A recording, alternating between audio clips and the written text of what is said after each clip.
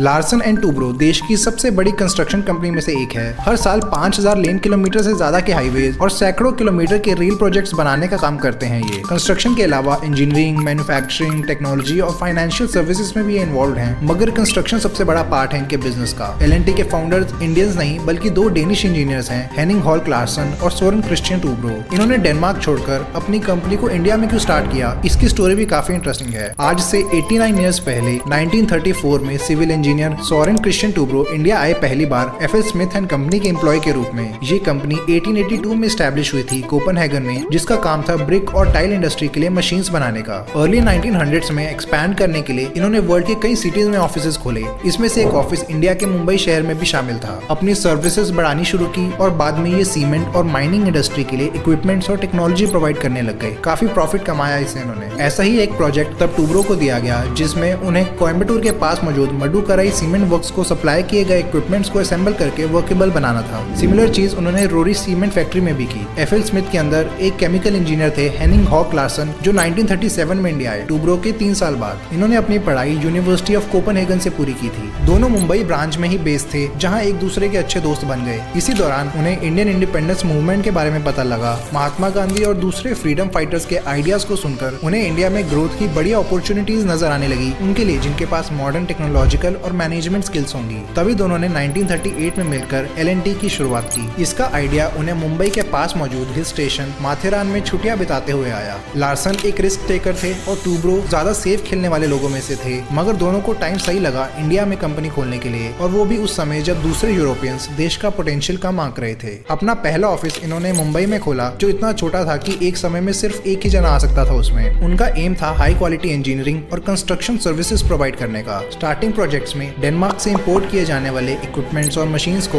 Indian dairy industry में clients के लिए असेंबल और मेंटेनेंस करने का काम इन्होंने किया। लेकिन कुछ समय बाद इसमें प्रॉब्लम्स आना शुरू हुई जब वर्ल्ड वॉर 2 के दौरान डेनिश इंपोर्ट्स को रिस्ट्रिक्ट कर दिया गया देश में। जर्मनी ने डेनमार्क को इन्वेड किया था और ट्रेड लाइंस ब्लॉक कर दी गई थी। इसलिए L&T को डेयरी इक्विपमेंट इंडिया में ही मैन्युफैक्चर करने का तरीका ढूंढना पड़ा। पहले तो काफी दिक्कत आई थी उन्हें, मगर बाद में ये डिसीजन काफी सक्सेसफुल रहा। वॉर टाइम में शिप रिपेयर करने की भी काफी जरूरत थी, तो उन्होंने एक और कंपनी बनाई हिल्डा लिमिटेड नाम से, और शिप्स को रिपेयर करना भी शुरू कर दिया उसी साल। 1944 में L&T ने engineering, construction and contracts ECC की भी शुरुआत की, जो कंस्ट्रक्शन का काम करने लगी। आज ये L&T के अंडर ही एक सेगमेंट है, L&T कंस्ट्रक्शन के नाम से। इसके अलावा American earth moving equipment company caterpillar tractor company के साथ भी डील हुई थी इनकी, जिसमें उनके सरप्लस इक्विपमेंट्स को खरीदना था बल्क में। ये मशीन्स एक्स्ट्रा बच गई थी वॉर खत्म होने पर, और L&T को अच्छे प्राइसेस में मिल रही थी। डील तो अच्छी थी, मगर L&T के पास इतने पैसे नहीं थे, तो उन्होंने इक्विटी कैपिटल रेज करने का प्लान किया। इसीलिए फरवरी 1946 में Larsen and Toubro private limited को एस्टैब्लिश किया गया। ऐसे ही अपने ऑपरेशंस एक्सपैंड करते हुए उनकी बातचीत ब्रिटिश मैन्युफैक्चरर से होना शुरू हुई, जो इंडिया में अपनी मशीन्स बेचना चाह रहे थे। ये बड़ी फैक्ट्रीज में इस्तेमाल की जाने वाली मशीन्स थी, जो बिस्किट्स, ग्लास, हाइड्रोजनेटेड ऑयल्स और सोप्स बना सकती थी। ये वेंचर भी सक्सेसफुल रहा उनका, और इंडिया में नई टेक्नोलॉजी आई इनकी मदद से। इंडिपेंडेंस के बाद L&T ने कैलकाटा,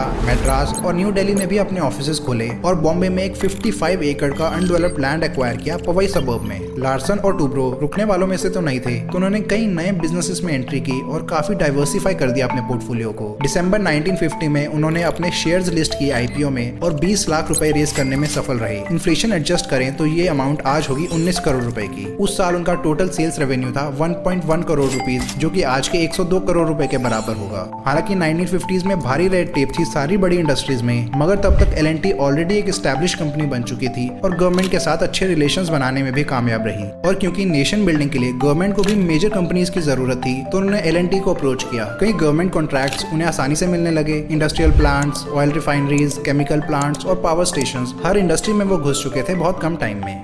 1960s में L&T ने इंटरनेशनल मार्केट्स में एंटर किया, मिडिल ईस्ट और साउथ ईस्ट एशिया में प्रोजेक्ट शुरू करके। Engineering, procurement and construction EPC mode में कंपनी की एक्सपर्टीज थी, जिससे ये दुनिया भर के क्लाइंट्स के साथ कोलैबोरेशन करने में कामयाब रहे। प्रोजेक्ट्स की टाइमली डिलीवरी, वो भी बजट्स के अंदर रहते हुए। इसके अलावा L&T ने कई मेजर गवर्नमेंट एंटिटीज के साथ भी पार्टनरशिप की बड़े प्रोजेक्ट्स के लिए, जैसे 1965 में डॉक्टर होमी भाभा के एटॉमिक एनर्जी कमीशन ने इन्हें पार्टनर चुना अपने न्यूक्लियर रिएक्टर्स बनाने के लिए, जिन्हें रिसर्च पर्पसेस के लिए इस्तेमाल किया जाना था। अंदर के सेंसिटिव पार्ट्स को छोड़ के आउटसाइड स्ट्रक्चर और कुछ पार्ट्स बनाए एल&टी ने। 70s में इसरो ने भी इन्हें अप्रोच किया चेयरमैन डॉक्टर विक्रम साराभाई के अंडर। एल&टी ने SLV, ASLV, PSLV और GSLV सब में काम किया है कुछ मात्रा में। आज भी वो रॉकेट केसिंग्स और हनीकॉम्ब डेक पैनल्स बनाते हैं। फिर defence research and development organisation DRDO के साथ भी इनकी पार्टनरशिप हुई 1985 में, जिसमें इन्हें डिफेंस इक्विपमेंट मैन्युफैक्चर करने की अनुमति तो नहीं थी, मगर डिजाइन और डेवलपमेंट प्रोग्राम्स में पार्टिसिपेट कर सकते थे। डिजाइन करके वो ड्राइंग्स DRDO को सौंप देते, जिसके बाद government public sector defence unit या ऑर्डिनेंस फैक्ट्री से उसे बनवाती। कई सालों की पार्टनरशिप और पॉलिसी अपडेट होने से आज एल&टी कई वेपन और मिसाइल सिस्टम्स, कमांड और कंट्रोल सिस्टम्स और सबमरीन्स भी बनाती है DRDO के साथ। टुब्रो खुद एक वर्कहोलिक इंसान थे और दूसरों से भी सिमिलर डेडिकेशन एक्सपेक्ट करते।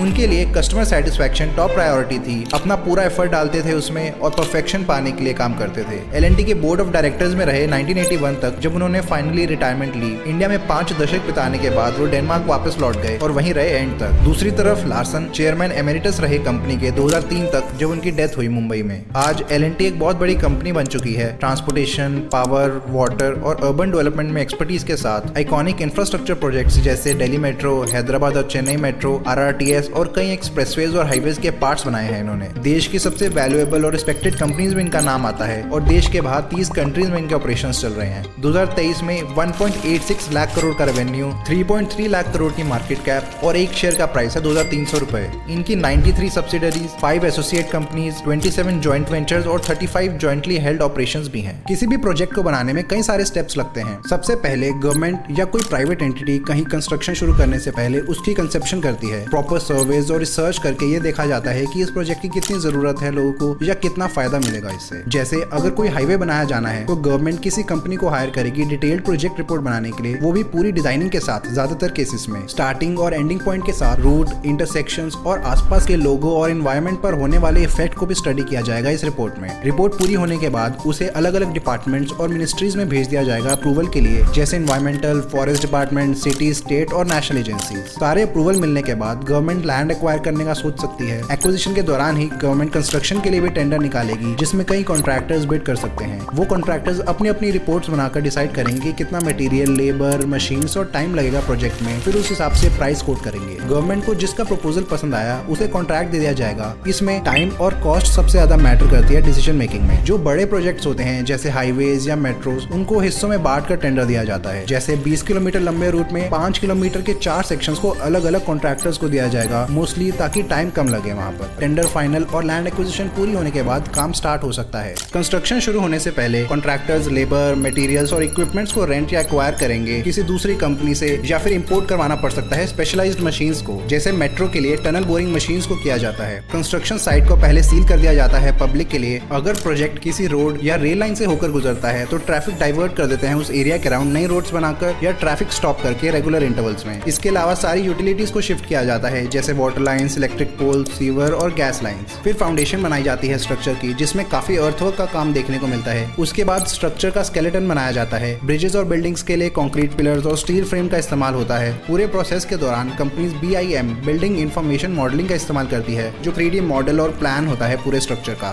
स्केलेटन पूरा होने के बाद यूटिलिटीज डाली जाती हैं, जैसे electrical lines, drainage, water pipes वगैरह। सारी यूटिलिटीज को कवर कर दिया जाता है इंसुलेशन और वाटर प्रूफिंग के साथ। यूजुअली बड़े स्ट्रक्चर्स जैसे ब्रिजेस और टनल्स को 100 साल की लाइफ के अकॉर्डिंग बनाया जाता है, जिसमें फ्लड, स्टॉर्म और दूसरे डिजास्टर को भी ध्यान में रखते हैं। और फाइनली फिनिशिंग वर्क होता है, जैसे मेट्रोज के लिए tracks, overhead traction, station tiling, glasses, carpentry वगैरह। फाइनल इंस्पेक्शन और टेस्टिंग के बाद इसे गवर्नमेंट को सौंप दिया जाता है। ज्यादातर केसेस में प्रोजेक्ट्स को पब्लिक के लिए खोल दिया जाता है उसके बाद, और ऑपरेशंस और मेंटेनेंस का काम गवर्नमेंट या तो खुद करती है या फिर किसी कंपनी को कॉन्ट्रैक्ट देती है मेंटेनेंस का। कुछ कॉन्ट्रैक्ट्स में कंस्ट्रक्शन कंपनी खुद उसे ऑपरेट और मेंटेन भी कर सकती है। डिपेंड करता है कि उन्हें फंड कहां से मिलेंगे, या तो फेयर या टोल कलेक्शन के साथ, या फिर गवर्नमेंट उन्हें एनुअली पे करती है। ये होता है बेसिक कंस्ट्रक्शन प्रोसेस। इसमें हर स्टेप में डिले होने के आसार होते हैं कई रीजंस की वजह से। कुछ रीजंस तो बिल्कुल अनएक्सपेक्टेड होते हैं, जैसे कोविड-19 या सप्लाई शॉर्टेजेस। सालों या फिर दशकों भी लग जाते हैं किसी प्रोजेक्ट को स्टार्टिंग से फिनिश तक। इसीलिए किसी भी प्रोजेक्ट की एस्टिमेटेड कॉस्ट सेम नहीं रहती पहले से, हर बार कई गुना बढ़ जाती है। लेकिन अगर प्रोजेक्ट को अच्छे से प्लान किया जाए तो उसके बेनिफिट ज्यादातर वर्थ इट होते हैं कॉस्ट के।